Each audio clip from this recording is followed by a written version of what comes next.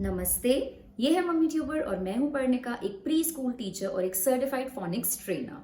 आज का video parents and teachers दोनों के लिए इक्वली इंपॉर्टेंट है। कई बार हम लोग अननोइंगली, जाने अनजाने बच्चों को फोनिक्स पढ़ाते टाइम कुछ मिस्टेक्स करते हैं। तो हम ये देखेंगे कि वो कौन सी मिस्टेक्स हो सकती हैं जो आप शायद कर रहे हो और कैसे उनको अवॉइड करना है। मैं 8 मिस्टेक्स या आप कह सकते हैं मैं 8 टिप्स देने वाली हूं जिससे आप बेटर तरीके से एज अ टीचर या एज अ पेरेंट बच्चों को फोनिक्स पढ़ा पाएं। उससे पहले है इंफॉर्मेशन कि मेरी 16th ऑफ मार्च से एक एडल्ट्स के लिए वर्कशॉप शुरू हो रही है। वर्कशॉप में आपको पूरा एक स्ट्रक्चर्ड तरीके से, एक प्लान तरीके से बताया जाएगा कि किस एज ग्रुप के बच्चे को क्या पढ़ाना है, कैसे पढ़ाना है। फोनिक्स के छोटे से छोटे डिटेल्स कवर होंगे, बेसिक लेवल से लेकर एडवांस लेवल तक, यानी कि साउंड से लेकर ब्लेंडिंग, सेगमेंटिंग, उसके अलावा रूल्स जितने भी हैं, ऑल्टरनेटिव स्पेलिंग्स, सब इस वर्कशॉप में कवर होगी। एंड आपकी जो भी क्वेरीज है आप फ्रीली मुझसे डायरेक्टली पूछ सकते हैं क्योंकि पूरा लाइव इंटरैक्शन होगा। डिटेल्स जानने के लिए mummytuber.india@gmail.com पे ईमेल ड्रॉप करिए। And yes, it is a certificate program, तो आपको सर्टिफिकेट भी मिलेगा।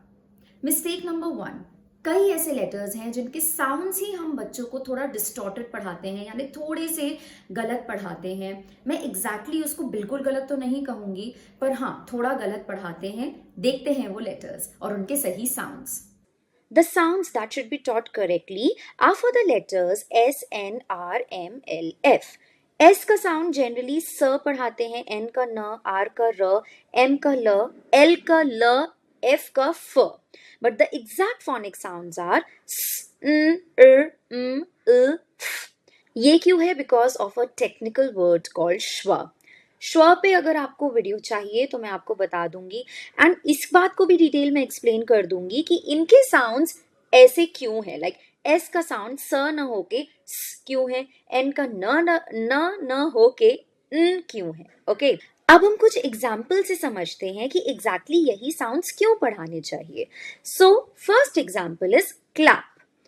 क ल ऐप। अगर बच्चे ने एल का साउंड ल पढ़ा है तो वो क्लैप पढ़ेगा, यानी वो जो कॉन्सोनेंट ब्लेंड का पोजीशन है ना उसमें गड़बड़ करेगा। एज अ टीचर या एज अ पेरेंट आपको समझाना पड़ेगा, बेटा द वर्ड इज क्लैप, ताली बजाना। ओके, तो लेकिन अगर उसने क ल पढ़ा है तो क ऐप, क्लैप। एंड इस तरीके से कोई भी आगे डिफिकल्ट वर्ड भी आएगा ना, उसको किसी की हेल्प की जरूरत नहीं पड़ेगी, वो वर्ड सही प्रोनाउंस करेगा। Another example, mist. M-E-S-T. Mist. No, word is mist, right? M-E-S-T. Mist. Without help बच्चा सही पढ़ेगा अगर उसको साउंड सही आते होंगे तो। मिस्टेक नंबर 2, लेटर क्यू का साउंड हम बच्चों को ख्व पढ़ाते हैं। जॉली फोनिक्स में इसका एक्शन है ख्व। Now, letter Q, you'll never find it alone. You'll find it accompanied by letter U. यानी कि Q and U letter आपको almost हर जगह साथ में ही दिखेंगे। तो जो लेटर Q and U का कॉम्बिनेशन होता है वो ख्व साउंड होता है, अकेले लेटर Q ख्व नहीं होता है।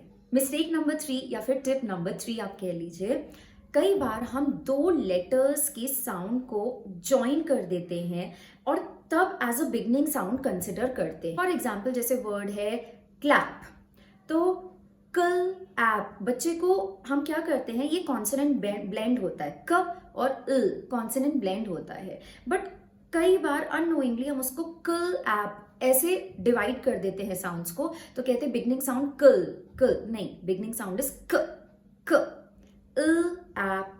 यानी इस वर्ड में 4 साउंड्स हैं। जो पहला है वो कॉन्सोनेंट ब्लेंड है एंड अक्सर ये मिस्टेक कॉन्सोनेंट ब्लेंड्स के साथ ही होती है। मैंने बहुत कम देखी है ये टीचर्स को या पेरेंट्स को मिस्टेक करते हुए, बट यस देखा है, इसीलिए मैंने इसको इंक्लूड किया है। मिस्टेक 4 या टिप 4 वो ये है कि reading is incomplete without comprehension. बच्चा वर्ड्स पढ़े जा रहा है, cat, mat, sat, pat, lap, या फिर और आगे चल के सेंटेंसेस पढ़ रहा है, पर जब तक आप कॉम्प्रिहेंशन उसको नहीं सिखाएंगे, उस वर्ड का या उस सेंटेंस का मीनिंग नहीं सिखाएंगे, तब तक उसका कोई फायदा नहीं है। एंड होता ये है कि बच्चों को रिटेन भी नहीं होता है। मैं अपनी ऑनलाइन क्लासेस में भी यही करती हूँ। अगर मुझे लगता है कि ये वर्ड नया है तो उनकी वोकैबुलरी, उनकी अंडरस्टैंडिंग बढ़ाने के लिए मैं हमेशा उस वर्ड का मीनिंग ज़रूर बताती हूँ बच्चे को रीडिंग कराने के बाद। तो मान लीजिए मैंने बच्चे को वर्ड दिया क्लैस्प, ओके, तो क्लैस्प, क्लैस्प। अब मैं बच्चे से पूछूंगी what do you mean by clasp. बच्चा कहेगा मैम आई डोंट नो, या मुझे नहीं पता, तो मैं उसका मीनिंग ज़रूर बताऊंगी। इससे नेक्स्ट टाइम जब भी वो वर्ड बच्चे के सामने आएगा ना, तो उसको रीडिंग भी, उसका रीडिंग स्पीड भी बढ़ जाएगा and actually it's effective. Mistake number 5 या टिप नंबर 5 पिछले वाले से कनेक्टेड है।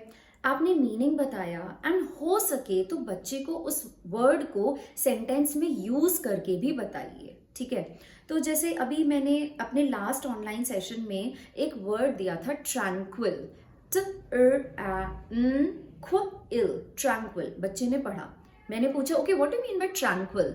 सो बच्चे को नहीं पता था, तो पहले मैंने उसको मीनिंग बताया कि पीसफुल, जहाँ ज़्यादा शोर नहीं हो, अच्छा लग रहा हो। उसके बाद उसको एक सेंटेंस में भी यूज़ करके बताया, जिससे उसको, बच्चे को उस वर्ड का यूसेज भी आए और उसको याद भी रहे। Mistake number 6, and trust me, मैं इसको मिस्टेक में इसलिए रख रही हूँ क्योंकि मैंने बहुत लोगों को ये करते हुए देखा है कि रिविजन ना कराना। तो आपने मान लीजिए 7-8 साउंड्स पढ़ा दिए, आज नेक्स्ट साउंड पढ़ाया, उससे रिलेटेड रीडिंग कराई, बट रिविजन नहीं कराया। Revision is really very important. तो next time as a teacher आप बच्चों को पढ़ा रहे हो, अपना नया आप क्लास में एंटर कर रहे हो, या फिर एज अ पेरेंट बच्चे को लेके बैठ रहे हो, तो शुरू के 2 से 3 मिनट प्लीज रिविजन के लिए जरूर निकालें। मिस्टेक नंबर 7, एंड ये मिस्टेक पेरेंट्स या टीचर्स को करते हुए देख के मुझे बहुत बुरा लगता है, बिकॉज ये बच्चे का लर्निंग स्पीड, लर्निंग प्रोसेस को स्लो डाउन कर देता है। क्या है वो मिस्टेक? ये मिस्टेक यूजुअली डिक्टेशन के टाइम पे होती है। मैंने बच्चे को वर्ड दिया पैंट, ठीक है, छोटा बच्चा है 4 साल का, मैंने उसको बोला पैंट।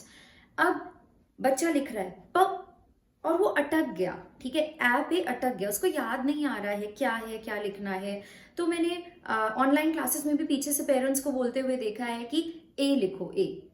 आप हेल्प करिए बच्चों की, ठीक है, छोटे बच्चे हैं, हेल्प चाहिए, बट प्लीज लेटर नेम्स मत लीजिए, ठीक है, क्योंकि आप लेटर नेम लेंगे तो बच्चे को वो एज अ साउंड नहीं याद होगा एंड उसका लर्निंग प्रोसेस स्लो हो जाएगा।